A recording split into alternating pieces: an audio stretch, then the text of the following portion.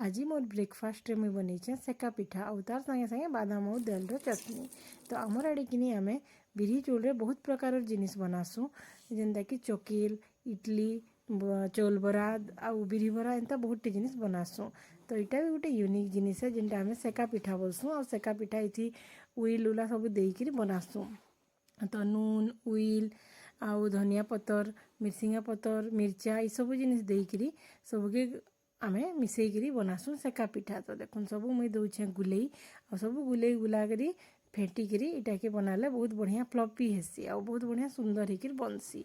तो यहाँ फेटी फुटा देली फेटी फुटा देला पर इटा के कढ़ई मुई सेकी देमी। तो ये सेका पिठा है ये छानवा लेनी पड़े कम तेल थी बनसी और ये सेका पिठा और बहुत लोग प्रेसर पिठा भी बनासन प्रेसर रे बाकी मुझे कढ़ई रे बनईछे और प्रेसर पिठा और कढ़ई सेका पिठा प्राय प्राय सामान हेसी। आउ देखो मोर सेका पिठा भी बनिक रेडी ही गला। आपण मैंने मोर चैनल के फॉलो करवा लगी सब्सक्राइब करवा लगी नहीं भूलबे आउ जहाँ के एंता पिठा भल लगसी चटनी भल लगसी ताहा के शेयर करवा लगी भी नहीं भूलबे। लाइक गुटे कमेंट गुटे करी देबे।